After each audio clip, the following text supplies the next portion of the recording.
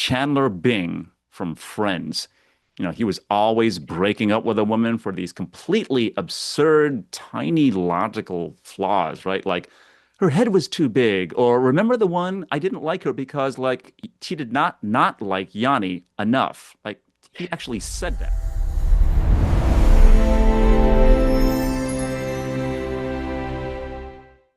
So, Mike, you are a coach who's on the spectrum, and you created this channel to help other neurodivergent individuals who are experiencing emotional problems in families and relationships.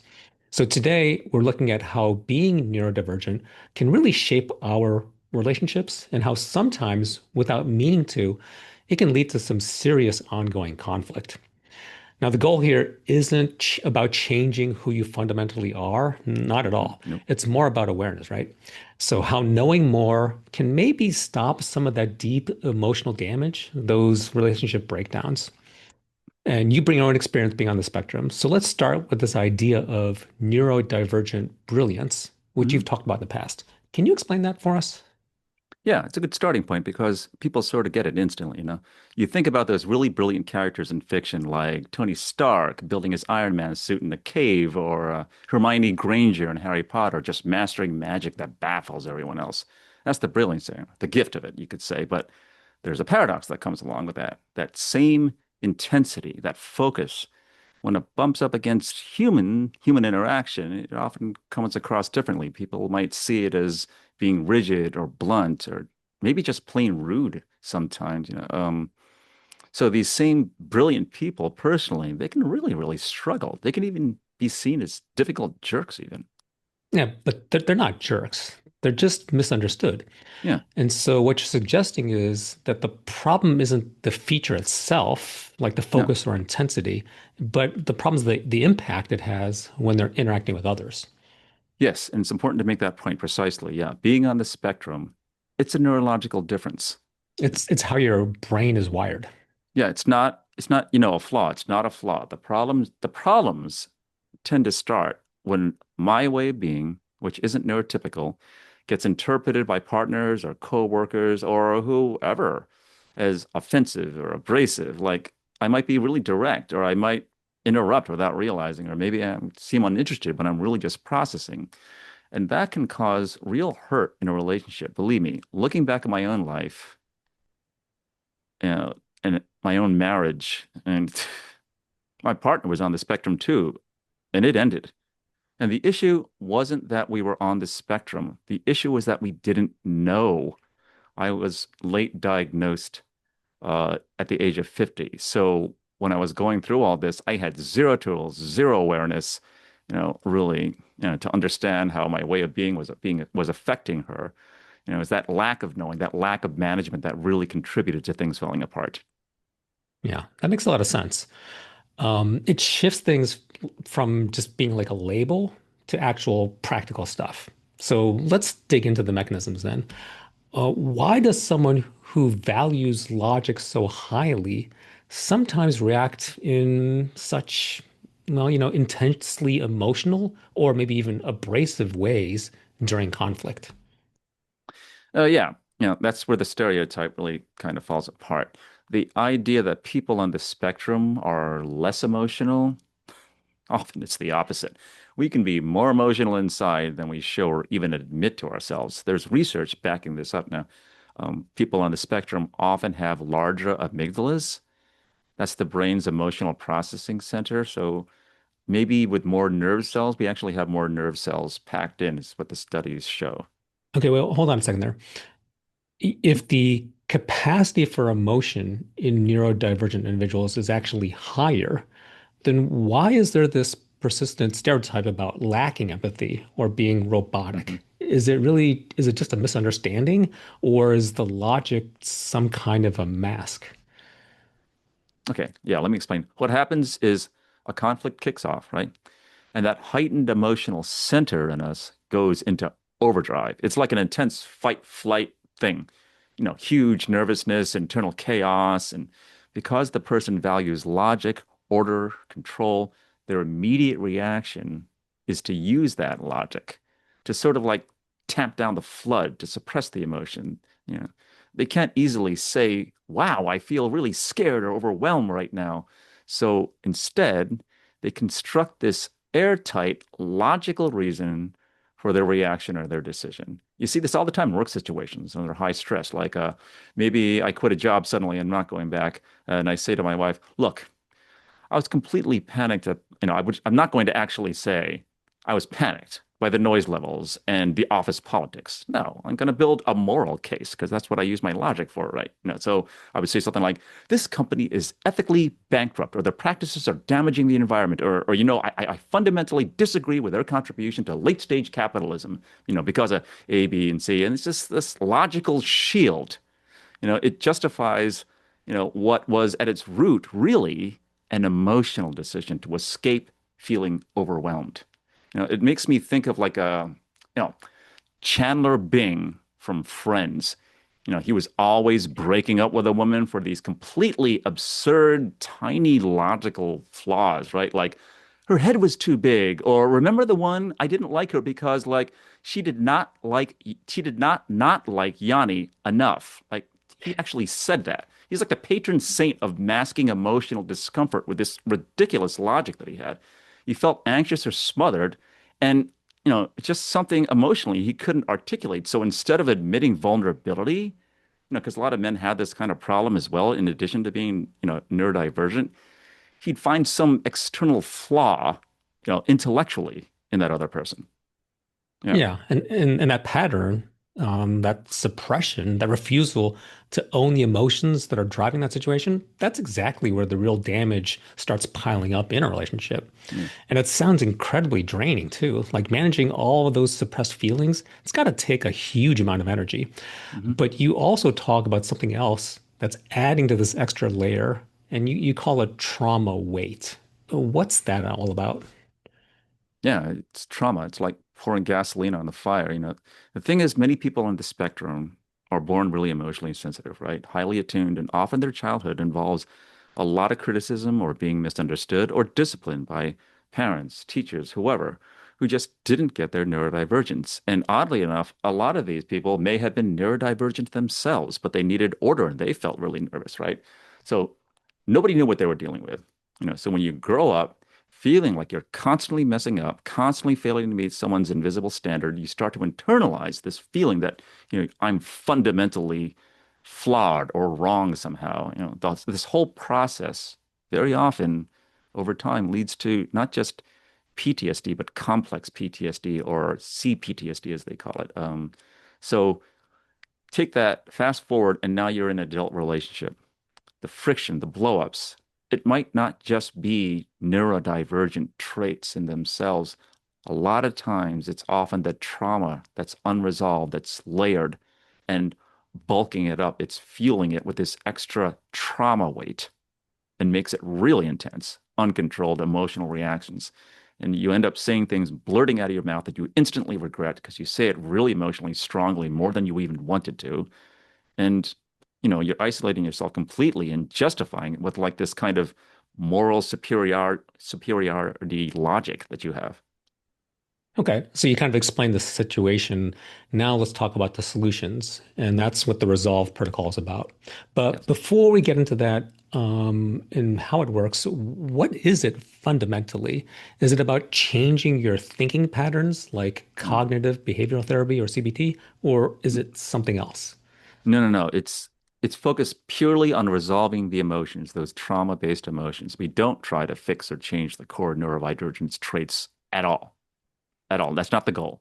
Instead, we go after the underlying emotional injuries, those psychological wounds that were triggering those volatile, intense reactions. If when they're unprocessed, all that trauma weight, it sets off that raw hair trigger fight or flight response that starts, and it comes from way down. It's hard to calm yourself down. Yeah. So you're talking about dealing with those root emotions themselves, right? Not the ideas or thoughts. Exactly. Yeah. Yeah. It's just about the emotions. It's all about the emotions. Your thoughts, they're actually like a restraining suit, where a neurodivergent individual consciously monitors how they're acting to conform to others' expectations. The masking, it's called masking, right? that's exhausting. It's this constant second by second mental effort to try and seem normal. You're constantly calculating, am I making enough eye contact? Too much? Or did I just interrupt? Was my tone okay? Am I info dumping again? It's like running multiple background programs all day long. It's just like draining. Masking is just draining. But when the trauma gets resolved using something like the protocol that we developed in these channels here, I found the intensity it's just not there in the same way. Okay, can you briefly explain how the protocol works? Well, we're not going to go into all of this now. That's for another video. But basically, it's it's very scientific, actually. Emotions are energy. And what happens when energy goes through a body of water? It becomes a wave. And like a wave, it peaks and goes down. Emotions in your body are the same way. Once they peak and the energy is dissipated, it's done. And its intensity is forever lessened or gone. It's finite. So you need, I should say that you still have your core wiring. The neurodivergence is still in there. You genetically inherited that. That doesn't change. But now, because the emotions are resolved, your mind doesn't need to go into this whole restraining effort with this suit and asking all these questions, because that emotional reactivity, that's the thing. The emotional reactivity causes that explosion and the conflict. But now those emotions are largely gone, and the fire underneath has been dampened. So the features, these neurodivergent mental defense systems, they become a lot more manageable, not explosive. Maybe you don't even need them altogether sometimes. So it's less about forcing yourself into like a neurotypical box, and it's more Yeah. about dealing with your emotions. So that lowers your own internal stress levels. That helps you find situations or environments that may fit you better. Now, how does this awareness help you find those practical solutions? Well, okay.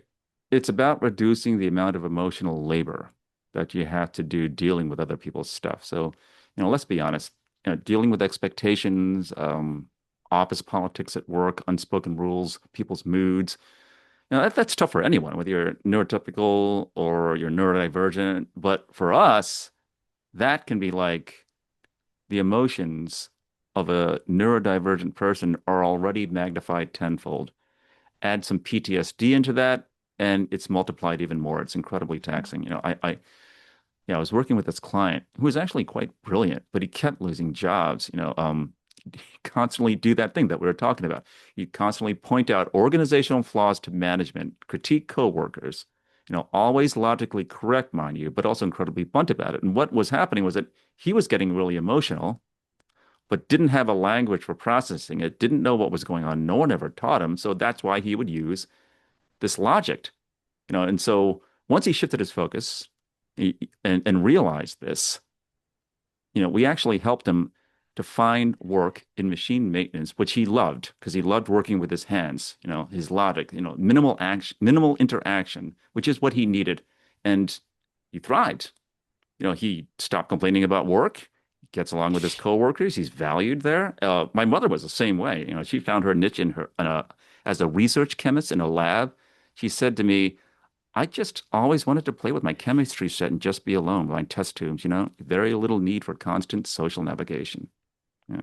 Okay, so maybe it's not always about seeking solitude, but it's finding a place, where the natural way of operating is actually an asset, or at least it's not a constant source of friction, and where the emotional demands, on the individual are way lower.